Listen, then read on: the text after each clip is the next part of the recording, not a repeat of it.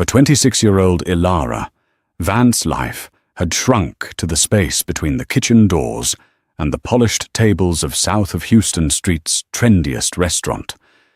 Her world was a cycle of lukewarm coffee gulped in the staff room, forced smiles that made her cheeks ache, and the lingering scent of truffle oil on her uniform.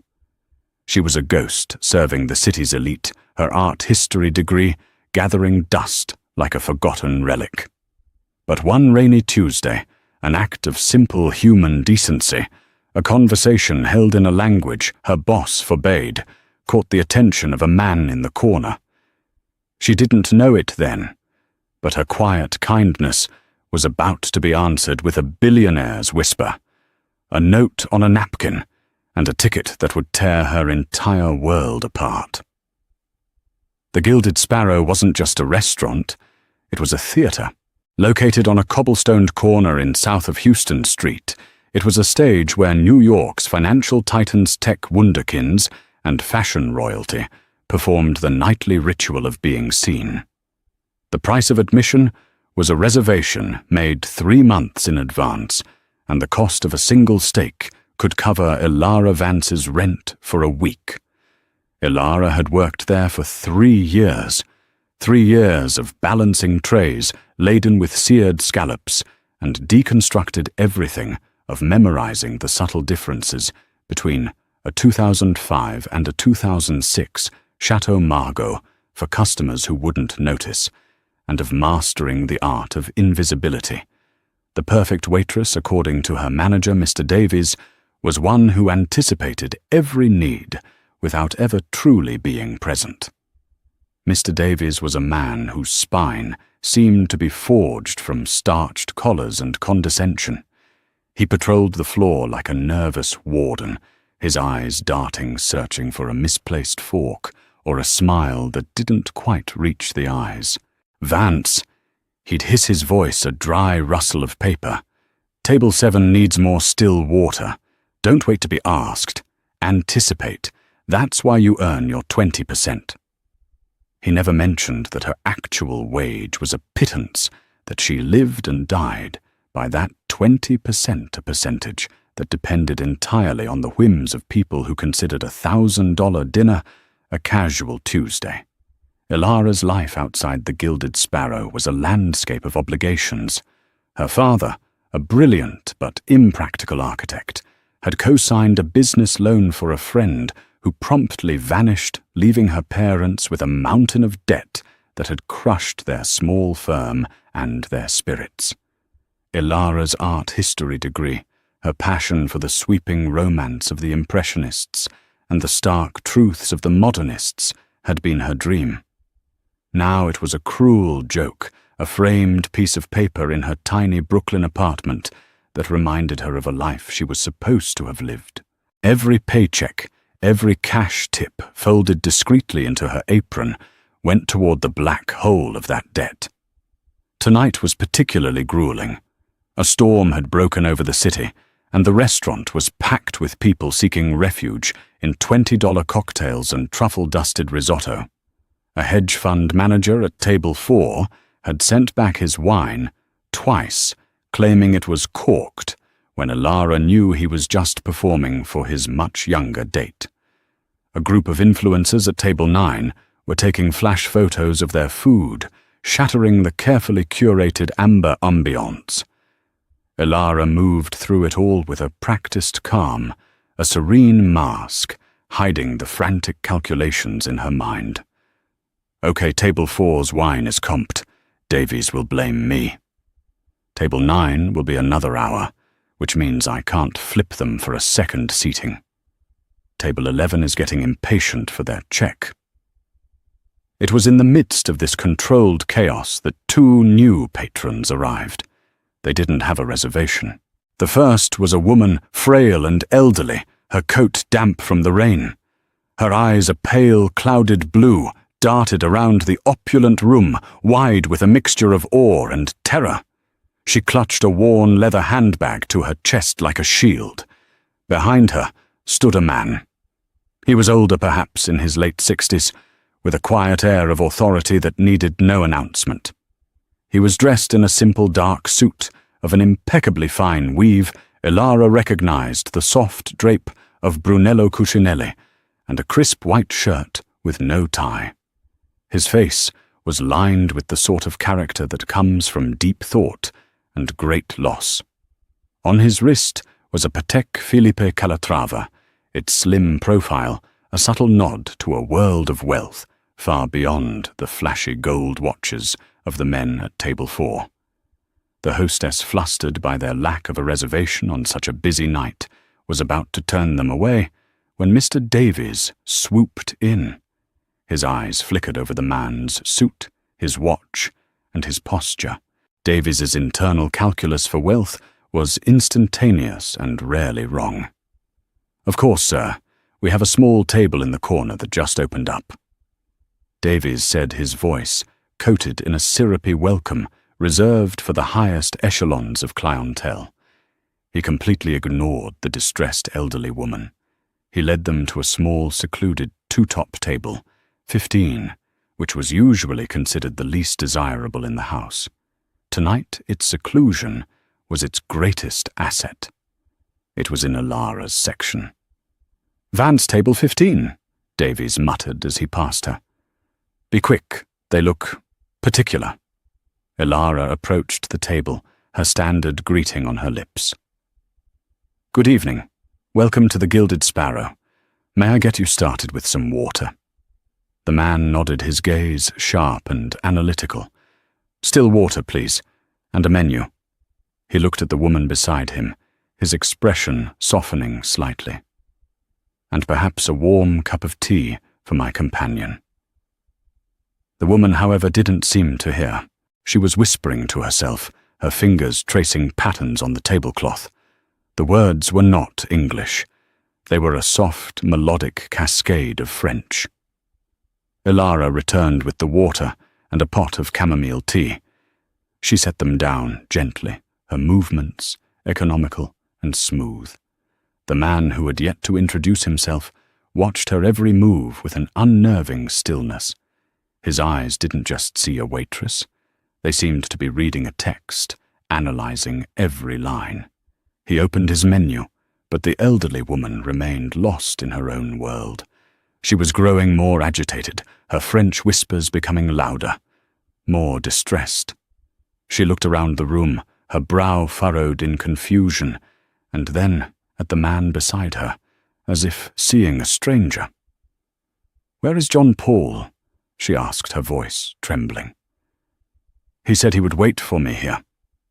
The man put down his menu and reached for her hand, but she pulled away. "Non, don't touch me, who are you?" she cried out in French, her voice cracking with fear. The disturbance rippled through the nearby tables. The hedge fund manager at table 4 looked over with an annoyed sneer. The influencers at table 9 paused their photo shoot to stare. This was not part of the evening's expected theatre. Mr. Davies materialized at Elara's elbow, his face a thundercloud. "What is going on here, Vance? Control your table." "I'm trying, sir," Elara said quietly. "This is unacceptable," Davies hissed. "It's disturbing the other guests. If they can't handle themselves, they need to leave." He took a step toward the table, his intention clear. He was going to ask them to go. In that moment, something inside Elara snapped. It wasn't just about the job anymore. It was about the woman.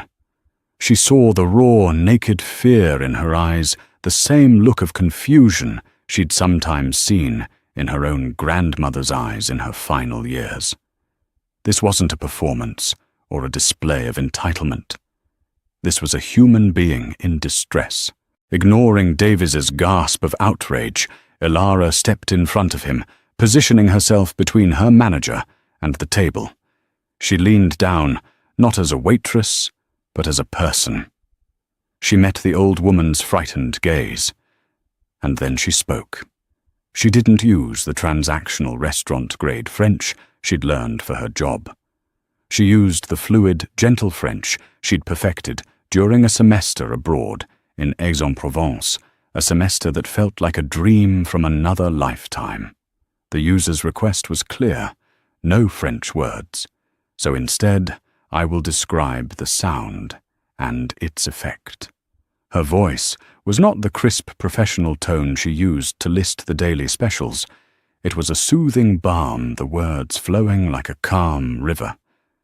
She told the woman that everything was all right, that she was safe. She commented on the woman's beautiful silk scarf, asking if she had brought it from home. She spoke of the rain outside, how it made the city lights look like scattered jewels. She didn't ask questions that required complex answers. She simply created a small, safe harbor of familiar sounds in a sea of overwhelming noise and light. The elderly woman's frantic energy began to subside. Her breathing slowed. She looked at Elara, truly looked at her, and a flicker of recognition, not of a person, but of a feeling of safety, of kindness, passed over her face. She began to speak back, her sentences, still fragmented, talking about a garden. She once had a cat named Minou, and a man named Jean-Paul, who had promised her a boat ride. Elara listened. She nodded, interjecting softly, validating the woman's memories, real or imagined. For 5 minutes, the bustling, pretentious world of the Gilded Sparrow faded away. There was only this small table, this intimate conversation, a bridge built of a shared language. Through it all, the man in the suit sat in absolute silence. He hadn't touched his water. He hadn't looked at his menu. His penetrating gaze was fixed on Elara, but its intensity had changed. The analytical sharpness was gone, replaced by something unreadable, something deep and profound. It was a look of astonishment, of discovery, as if he had been searching for a rare artifact, and had just stumbled upon it in the most unexpected of places. Finally, the woman was calm. She picked up her cup of tea, her hand no longer trembling, and took a small sip. Elara straightened up, her heart pounding. She turned to face Mr. Davies, whose face was now a mottled shade of crimson.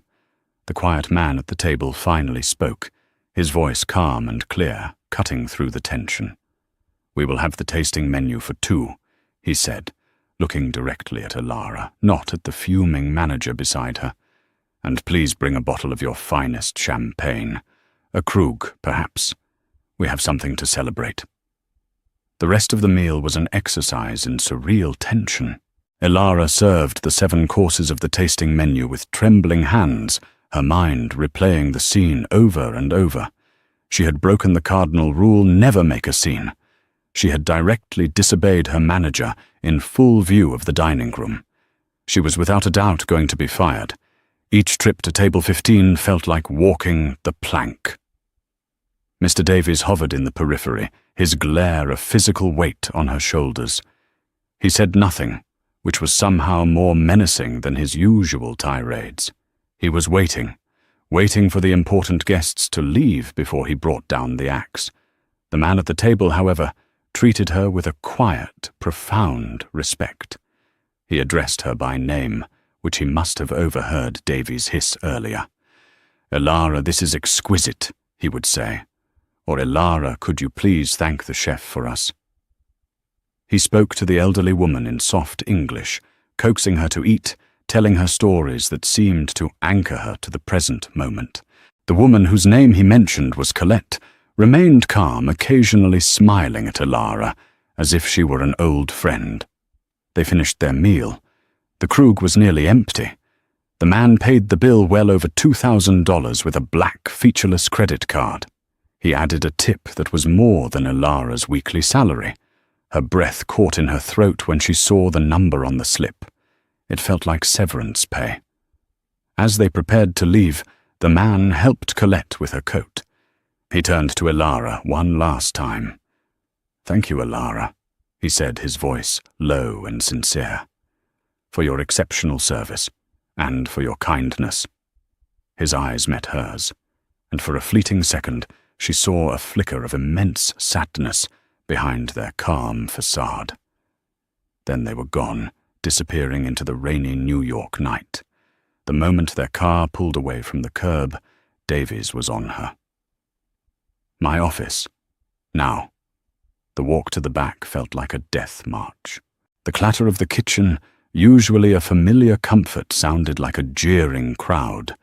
She stood before his small, cluttered desk, her back straight, ready for the inevitable. "Do you have any idea what you did tonight, Vance?" He began, his voice dangerously low. "You have a single, solitary job here, to be a silent, efficient servant. You are not a therapist. You are not a United Nations translator. You are here to take orders and deliver food." The woman was in distress, Mr. Davies. Ilara said, her own voice steady, despite the adrenaline coursing through her. The woman was a problem you escalated by creating a spectacle.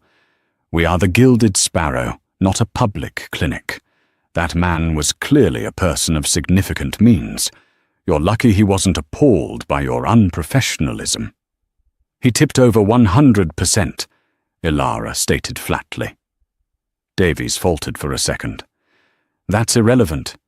He was being polite. The point is, the principle. You overstepped. You broke protocol. Pack your things. Your final check will be mailed to you." And that was it. 3 years of swallowing her pride, of aching feet, and burning hot plates of memorizing vintages and ingredients all gone in an instant. A strange sense of calm washed over her. She didn't beg. She didn't argue. She simply nodded. Fine. She walked back out into the dining room, her head held high. Her fellow waiters shot her sympathetic glances. She went to table 15 to clear the last of the glasses, her final act in this gilded cage. As she picked up the folded linen napkin the man had used, she felt something underneath it. It was a small, thick piece of cardstock folded in half. A business card. No, it was heavier. Her name, Ilara, was written on the front in a strong, elegant script. Her fingers trembled as she opened it. Inside there was no name, no company logo, no phone number. Just a few lines of the same confident handwriting. "Your kindness is a rarer currency than the one in my pocket. You treated a person, not a problem. That is a quality I value above all others. If you believe that your life is meant for more than pleasing men, like your manager, a second chance awaits." Tucked into the fold of the card was a single sleek ticket. It wasn't a commercial airline ticket. It was a confirmation for a private charter. Departure Teterboro Airport, Hangar 4. Tomorrow morning, 8:00 a.m. sharp. Destination Geneva, Switzerland. Ilara's world tilted on its axis. Her legs felt weak. She sank into one of the chairs at the now empty table. Geneva, a private jet. It made no sense. This was a prank, a cruel, elaborate joke, or worse, something dangerous. Human trafficking. A scam. Every rational thought screamed at her to throw it away, to go home, mourn her job, and start sending out resumes in the morning. But then she read the last line on the note. "You have nothing to lose, and a world to gain. Ask for the Sterling jet." Sterling.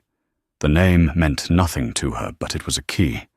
She looked at the absurdly large tip on the credit card slip, still clutched in her other hand. This wasn't a joke. Whoever this man was, he was serious. He had just fired her boss in a way by proving him wrong. And now he was offering her. What an escape. She stood up the note, and the ticket feeling like a live coal in her hand. She walked past Davies's office, past the pitying looks of her co-workers, and out the front door into the rain. The cold drops on her face felt real, grounding her. For the first time in 3 years, she didn't know what she was going to do tomorrow. And for the first time in a long time, that felt less like terror and more like freedom. The night was a long and sleepless war waged in the confines of Ilara's cramped Brooklyn studio. The note and the ticket lay on her small kitchen table, illuminated by the cold blue glow of a street lamp outside her window. They seemed to possess a physical gravity, pulling all the light and air in the room toward them. One moment she was convinced it was a trap, her mind conditioned by years of city living and cautionary tales conjured terrifying scenarios. She pictured headlines, "Waitress lured by fake offer disappears."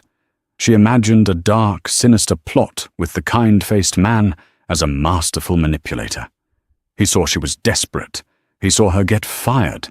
He was preying on her vulnerability. She would be a fool, an absolute fool, to go. She even Googled Sterling Jet, Billionaire Sterling, and Alistair Sterling, a name that popped into her head from a half-remembered financial news segment. The results were overwhelming. Alistair Sterling was not just a billionaire, he was a titan, a reclusive figure who helmed Sterling Global, a private equity firm with holdings in everything from renewable energy to biotechnology. He was notoriously private, rarely photographed his name, more of a legend on Wall Street than a public persona. There were mentions of a wife, Isabel, who had passed away several years ago, a celebrated philanthropist and art collector. But there was nothing that connected him to scams or criminal activity. He was simply a ghost in the machine of global finance. Then the pendulum of her thoughts would swing the other way. What if it was real? What if this was the universe finally answering her desperate, silent pleas for a different life? She looked around her tiny apartment, the stack of final notice bills on her counter, the framed Monet print she'd bought with her first-ever paycheck, now looking faded and sad. The life she was living was a cage of its own, just with less expensive wallpaper than the Gilded Sparrow. She was already trapped, drowning slowly in her parents' debt and her own deferred dreams. What was she so afraid of losing, a minimum-wage job she no longer had? A life of quiet desperation, the man's words echoed in her mind. "Your kindness is a rarer currency." He hadn't commented on her looks, her efficiency, or her ability to upsell a bottle of wine. He had seen her humanity. In a world that had consistently demanded she suppress it, he had valued it. And the look in his eyes when he watched her with Colette, it wasn't predatory. It was appreciative, almost reverent.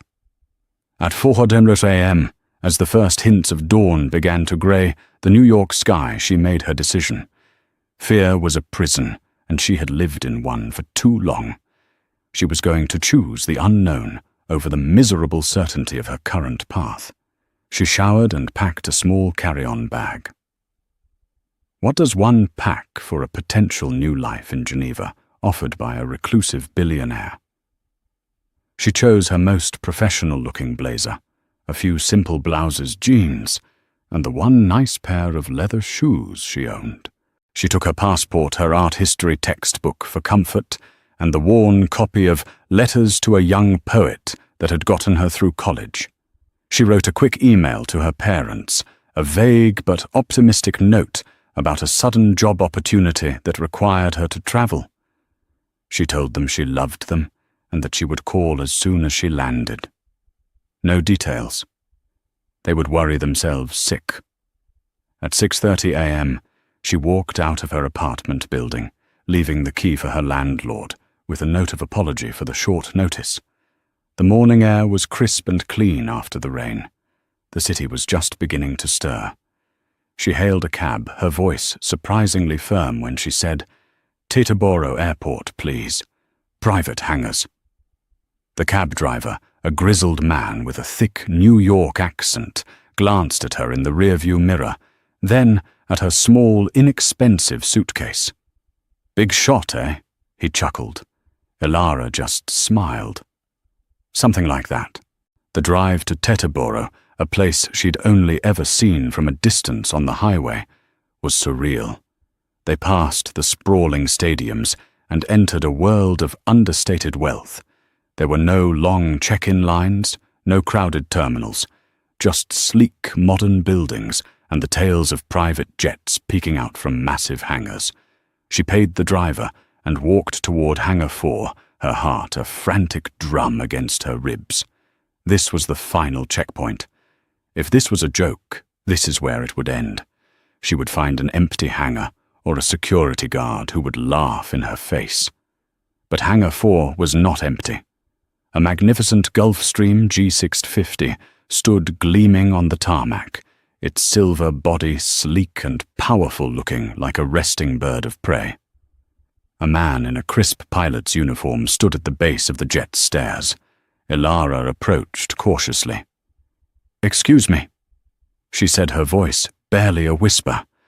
"I'm looking for the Sterling jet." The pilot smiled a warm, professional expression. He didn't look surprised or confused. He looked like he was expecting her. "Miss Vance?" he asked. "Welcome. We've been waiting for you. Mr. Sterling is already on board." The interior of the Gulfstream was a study in luxurious minimalism. Cream leather seats, polished dark wood accents, and brushed steel fixtures.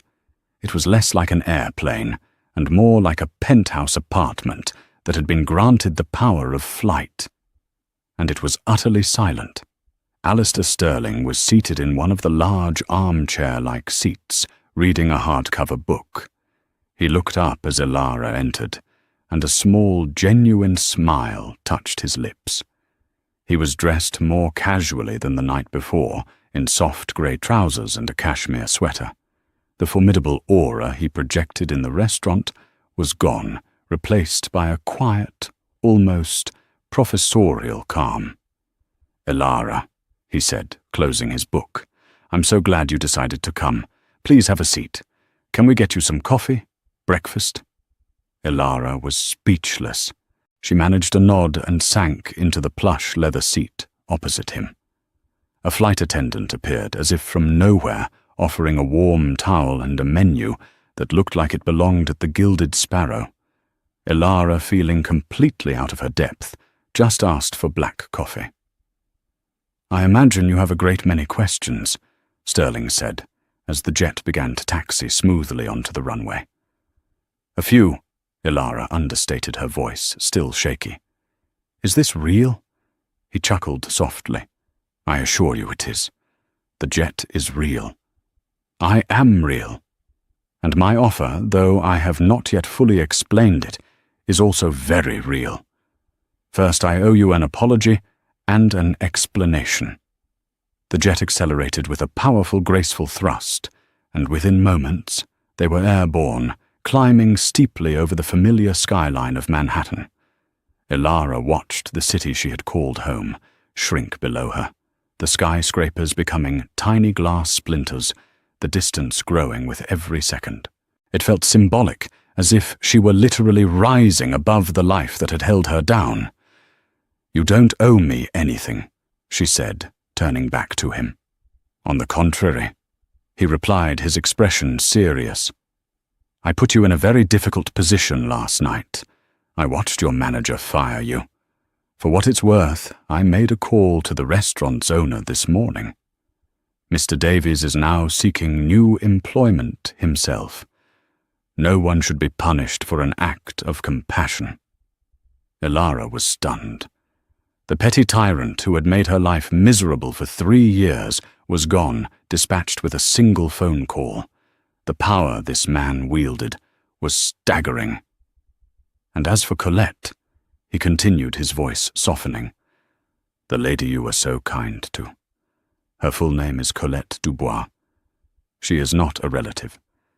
She was my late wife's childhood French tutor, and later in life, her dearest friend and confidant. She is for all intents and purposes family." He paused, looking out the window at the clouds below. "Colette has Alzheimer's. Some days are good. She is lucid and vibrant. Other days like yesterday are not. She gets lost in the past. She was looking for her husband, Jean-Paul, who passed away 10 years ago. I was taking her to a specialist appointment, and she wanted to stop for tea. It was a mistake to take her somewhere so chaotic. I was failing her, and your kindness. It was a life raft for both of us in that moment." Ilara finally understood the depth of the scene she had witnessed. It wasn't just a rich man with a confused companion. It was a man trying to care for a loved one, struggling with the cruel, disorienting nature of her illness. "I didn't do anything special," Ilara said honestly. "I just spoke to her." "No," Sterling said, turning his intense gaze back to her. "You listened to her. You entered her world instead of trying to force her into ours. You gave her dignity when she was at her most vulnerable. I have spent a lifetime surrounding myself with the brightest minds in business, law, and finance. They are experts at negotiation, at strategy, at acquisition. But what you displayed last night, instinctive, selfless empathy, is a quality that cannot be taught or bought, and it is the precise quality I am looking for." The flight to Geneva passed in a blur of conversation. He asked about her degree, her passion for art. He didn't just ask. He listened, drawing out her thoughts on Degas' ballerinas and Rothko's fields of colour with insightful questions. She found herself speaking with a confidence she hadn't felt in years, the passionate art student within her reawakening. She told him about her family's financial struggles, not as a plea for pity, but as a statement of fact. He in turn spoke of his wife, Isabel. He described her love for art, not as a collector who acquired assets, but as a true believer in its power to heal and transform. When they landed in Geneva, the world outside was a postcard. Snow-capped mountains ringed a crystal-clear lake. A black Mercedes was waiting on the tarmac. The air was clean and crisp. They drove along the shore of Lake Geneva, the water a brilliant sapphire blue. They passed through a pair of imposing iron gates and up a long, winding drive, arriving at a magnificent estate that looked less like a house and more like a private museum. It was a beautiful old villa, built of pale stone, with sweeping terraces overlooking the water. Sterling led her inside. The interior was not ostentatiously modern, but filled with a curated blend of antique furniture and breathtaking art. A Monet water lily scene hung in the foyer. A Giacometti sculpture stood sentinel in a hallway. He led her into a grand, light-filled library. The walls were lined with books from floor to ceiling, and through the tall French doors she could see a garden stretching down to the lake. Colette Dubois was sitting in an armchair by the fire, a blanket over her lap. She was looking at a picture book. She looked up as they entered, and her face broke into a beautiful, lucid smile. "Ah, Alistair," she said, her English clear and accented. "And you brought the lovely girl from the restaurant. I am so glad. I wanted to thank you properly, my dear. I was not myself yesterday." Ilara smiled back, her heart swelling with emotion. "It was my pleasure, Mrs. Dubois." "Please," the old woman said, patting the seat beside her. "Call me Colette." Sterling watched them for a moment, a deep, contemplative look on his face. "Ilara," he said, finally getting to the point of this incredible journey. "Now that you are here, I would like to tell you why I brought you." Alistair Sterling gestured for Ilara to sit in one of the plush armchairs opposite the fireplace. He remained standing, his hands clasped behind his back, looking out the large window at the serene expanse of Lake Geneva. The light from the afternoon sun streamed in, illuminating the dust motes, dancing in the air, each one seeming to hold a universe of possibilities. "Before my wife, Isabel, passed away," he began, his voice imbued with a quiet reverence, "we spent years planning for the future. Not the future of our company, but the future of our legacy.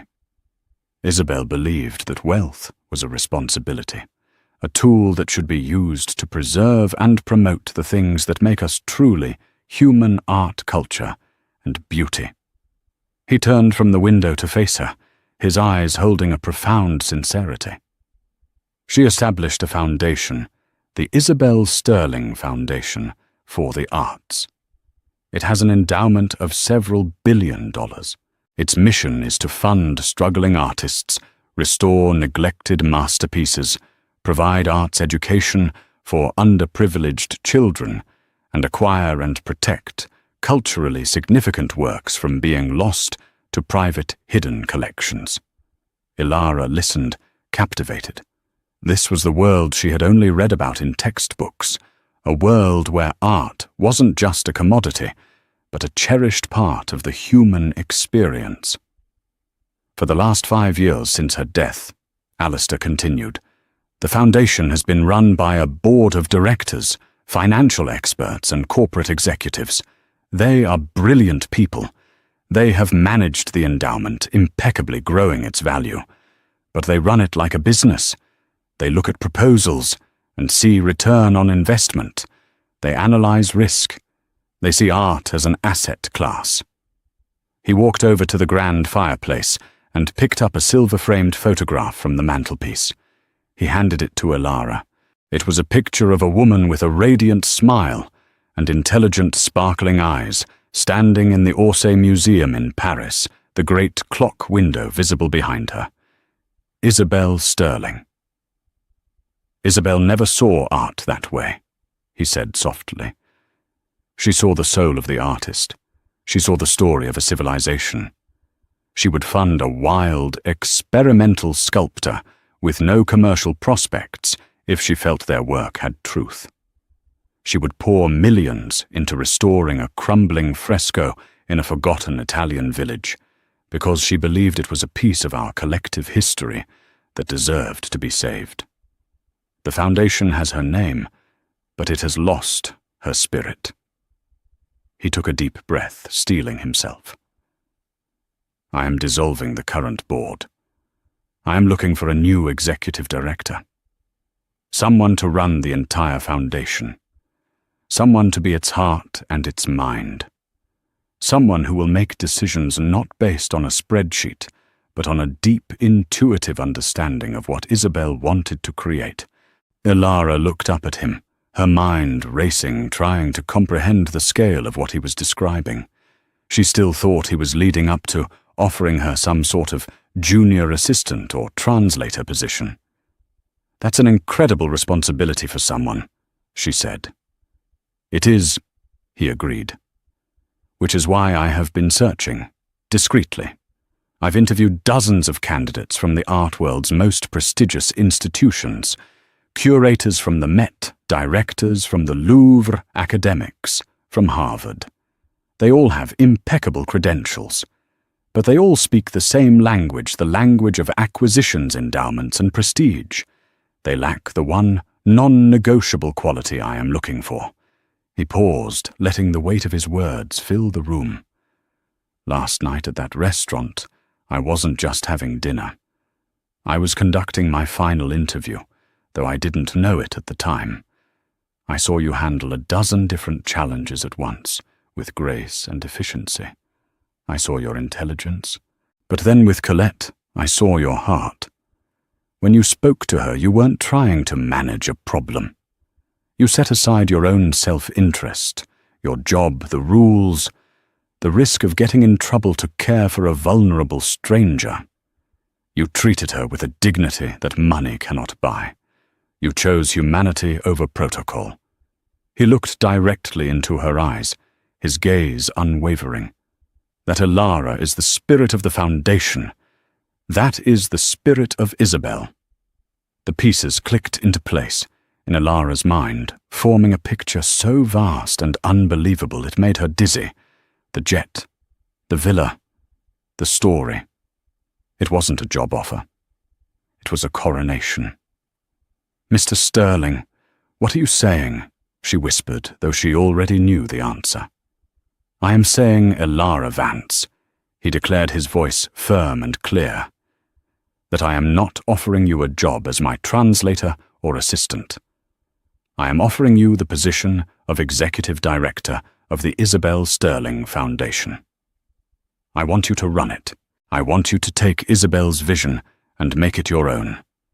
I will provide you with a team of the world's best financial and legal advisors to handle the mechanics, but the soul of the foundation, the decisions on what to fund, what to save, who to help, that will be yours."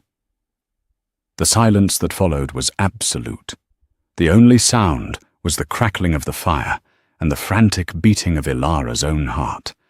It was impossible. It was insane. An unemployed waitress with an art history degree and a mountain of debt being asked to manage a multi-billion-dollar charitable foundation. "But why me?" she finally managed to ask. "I have no experience. I don't know the first thing about running something like this. I'm nobody." "You are not nobody," Alistair countered, his voice sharp with conviction. "You are somebody who understands that a person's worth is not defined by their bank account. You are somebody who understands that beauty has a value beyond its price tag. You have the academic knowledge from your degree, the grit and resilience from your life experience, and the compassion that is so clearly innate to your character. Everything else can be learned. That he said, tapping his chest. "Cannot." He gestured around the magnificent room at the priceless art on the walls. "This is not your new office. The headquarters are in Paris. This is my home. But it is a taste of the world I am inviting you into. A world where you will have the power to make a real, tangible difference. To give a young artist their first break. To save a masterpiece for future generations. To bring art to a child who has never held a paintbrush." He let the vision hang in the air between them. "I am not asking for your answer now. It is an overwhelming proposition. I have arranged for you to stay in the guest wing. Take your time. Think about it. But know that the offer is real, and it is yours alone." Ilara spent the next 48 hours in a waking dream. She walked the manicured gardens of the estate, the crisp Swiss air feeling like a restorative tonic. She sat for hours on a stone bench overlooking the lake, watching the swans glide across the water's glassy surface, their elegance a stark contrast to the frantic chaos of her former life. She had meals with Alistair and Colette. Colette, in her lucid moments, told her stories of Isabel, her infectious laugh, her stubborn determination, and her unwavering belief in the good of people. Ilara learned that Isabel had come from a humble background herself, and had never lost her sense of wonder or her empathy for those who struggled. In Colette's stories, Ilara began to see a reflection of her own passions and values. Alistair gave her access to the estate's private library, which contained all the founding documents of the foundation, its past projects, and Isabel's personal journals and mission statements. Ilara devoured them. She read about a struggling painter in Lisbon who, with a small grant from the foundation, was now a celebrated national artist. She read about the restoration of a series of medieval tapestries that had been damaged in a fire. She read Isabel's own words, her passionate, eloquent belief that art was not a luxury, but a fundamental human need, a language that could bridge any divide. The sheer weight of the responsibility terrified her. What if she failed? What if she made the wrong decision and squandered millions of dollars betraying Isabel's legacy? The voice of Mr. Davies echoed in her mind, telling her she was just a waitress, that she was out of her depth. But a stronger voice began to emerge from within. It was the voice of the young woman who had fallen in love with art history, the one who believed in beauty and truth. It was the voice that had spoken to Colette in the restaurant, the one that chose kindness over fear. She thought of her parents, trapped in a cycle of debt their own dreams suffocated. This opportunity wasn't just about art. It was about changing her family's life forever.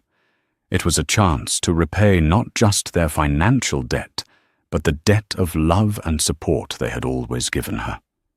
On the third morning, she found Alistair on the terrace drinking coffee and watching the sunrise paint the Alps in shades of rose and gold. She walked up to him, her heart calm and her mind clear for the first time in years. "Mr. Sterling," she began. "Alistair," he corrected, gently turning to face her. "Alistair," she repeated, a small smile on her face. "I've made my decision." He simply waited, his expression patient, betraying no hint of his own hopes. "I am terrified," she admitted, her voice honest and open. "And I know that I have so much to learn. I will make mistakes. But Isabel's vision, it feels like a dream I forgot I was allowed to have, to spend my life in the service of something so beautiful, so meaningful. It's the greatest honor I can imagine." "Yes," she said, her voice growing stronger with conviction. "My answer is yes. I accept." A slow, profound smile spread across Alistair Sterling's face. It was not the smile of a triumphant businessman who had closed a deal, but the smile of a man who had found a worthy guardian for his wife's most precious creation. He saw in Ilara's eyes not ambition or greed, but a deep sense of purpose. He saw Isabel's spirit alive and well. "Welcome to the Foundation, Ilara," he said, extending his hand. "Let's get to work."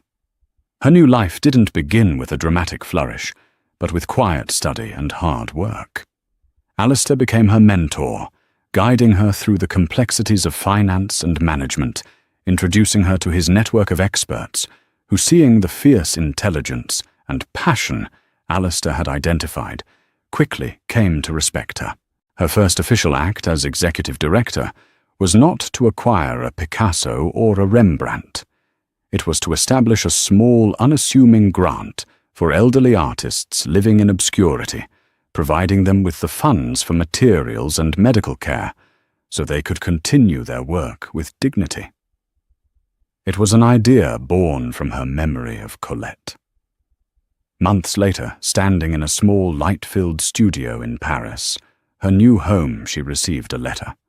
It was from a 92-year-old sculptor, one of the first recipients of her new grant. He wrote that for the first time in 30 years, he could afford the fine marble he needed to complete his final work. Enclosed was a photograph of him, his face etched with joy, his hands resting on a block of pure white stone. Tears welled in Ilara's eyes as she pinned the photograph to the wall above her desk. Her life was no longer about the space between tables, but about the space between a dream and its fulfillment. It was a life built not on a lucky break, but on a single quiet act of kindness in a noisy restaurant, an act that had been seen valued and rewarded beyond her wildest imagination. 1 year. 365 days since Ilara Vance had stepped off a private jet and into a life she couldn't have even constructed in her wildest dreams. The first few months had been a whirlwind of education. She became a voracious student, absorbing lessons on financial oversight from Alistair, navigating the labyrinthine world of international art law with the Foundation's legal team, and honing her eye for talent under the tutelage of respected curators. The timid, uncertain Waitress was gone, replaced by a quiet, confident director who spoke with the authority of purpose. Her first initiatives, like the grant for elderly artists, had been resounding successes, earning the Foundation praise for its renewed focus on humanity over prestige.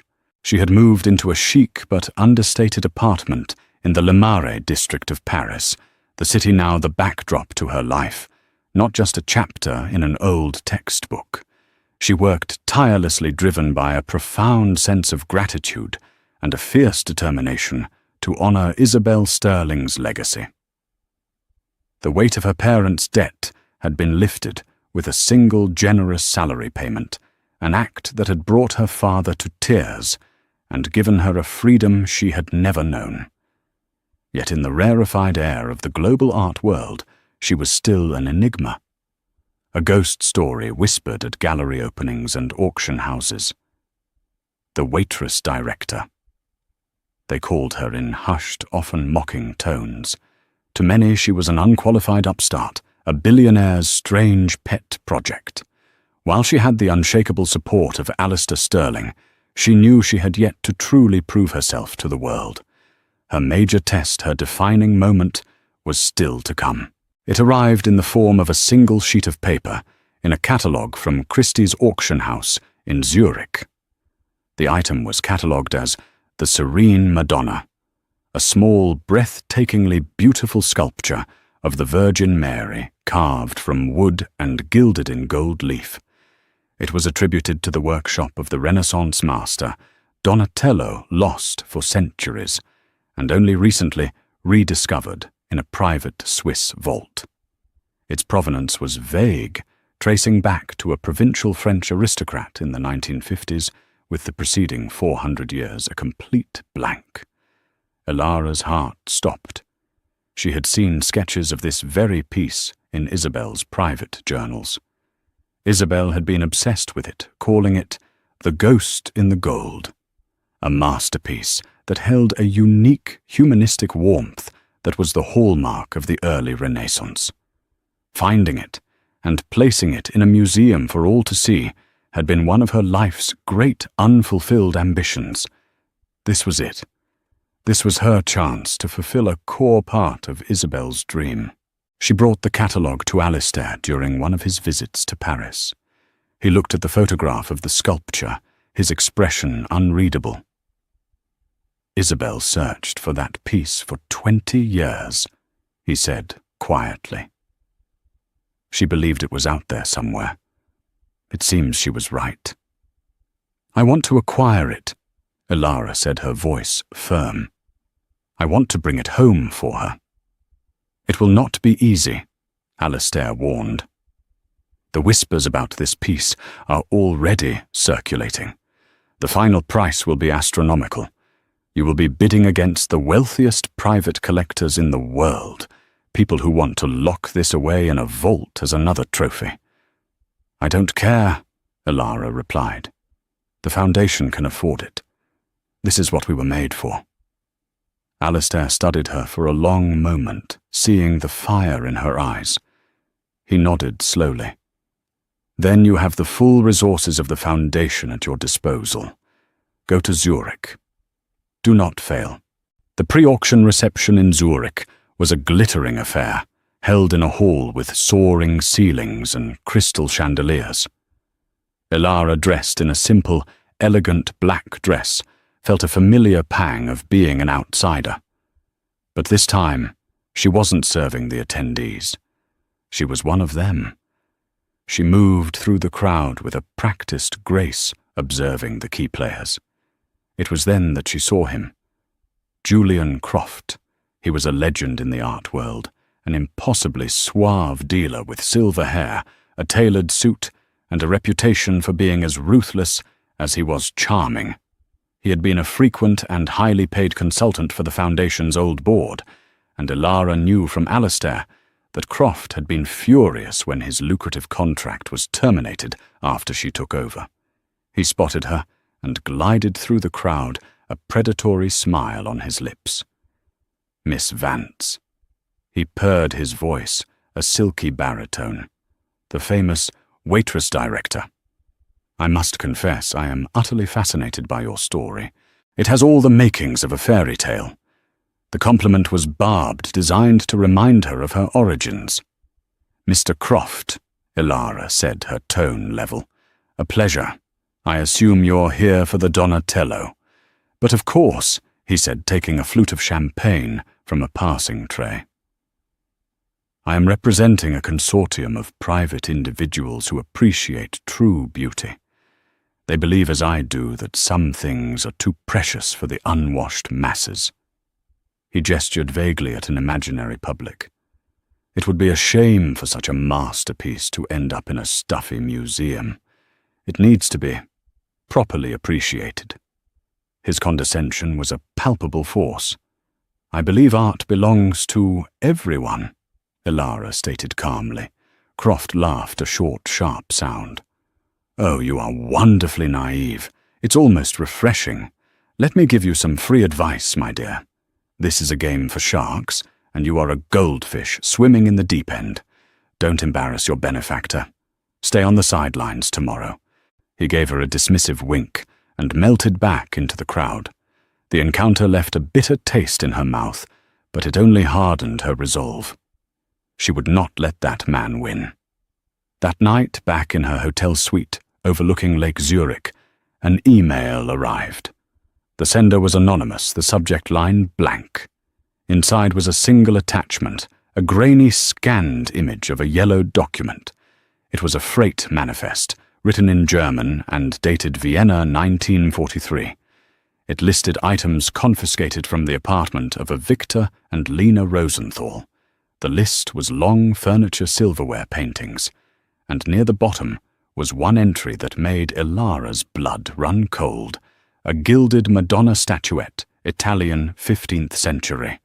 The Rosenthals, according to a frantic search Ilara conducted, were a Jewish family of prominent art collectors who had perished at Auschwitz. Their entire collection had been looted by the Nazis and had vanished. The Serene Madonna wasn't a rediscovery. It was stolen property. The story of the French aristocrat was a lie, a cover for a crime that was nearly a century old. Ilara felt sick. The Foundation had an ironclad policy against acquiring objects with questionable or incomplete provenance, especially those with any hint of a connection to Nazi looting. To knowingly purchase the Madonna would be a catastrophic betrayal of everything Isabel and Alistair stood for. It would create a scandal that would not only destroy her career, but irrevocably tarnish the sterling name. She immediately called Alistair. She explained everything, her voice trembling with the weight of the discovery. She expected him to tell her to pull out, to walk away immediately. There was a long silence on the other end of the line. When Alistair finally spoke, his voice was heavy. This is a terrible dilemma, Ilara. If you expose this now, the auction house will withdraw the piece. It will disappear back into the shadows, and Croft will almost certainly arrange a private sale. The Rosenthal family's heirs, if they even exist, will never see it again. The trail will go cold forever. So what do I do? She pleaded. If I bid on it, I'm complicit. If I don't, it's lost. This is why you are the director, Ilara. Alistair said, his voice resolute. Not me. This is no longer about money or acquisitions. It is a moral test. The final choice must be yours. Whatever you decide, I will stand by you. He hung up. Ilara stood by the window, the lights of Zurich glittering below. The auction was in 10 hours. The fate of the ghost in the gold and the soul of the Foundation rested entirely on her shoulders. This story reminds us that the most valuable currency we possess isn't in our wallets, but in our hearts. Ilara Vance's life was changed forever, not because she was in the right place at the right time, but because she made the right choice when it mattered most. She chose compassion over indifference, kindness over protocol. In a world that often rewards the loudest and the most aggressive, a quiet act of empathy became a key that unlocked a future she never thought possible. It's a powerful testament to the idea that you never know who is watching, and that true character is revealed in how we treat those who can do nothing for us. What seems like a small, insignificant moment of grace could be the very thing that changes everything. If this story resonated with you, and you believe in the power of kindness to change the world, please take a moment to hit that like button.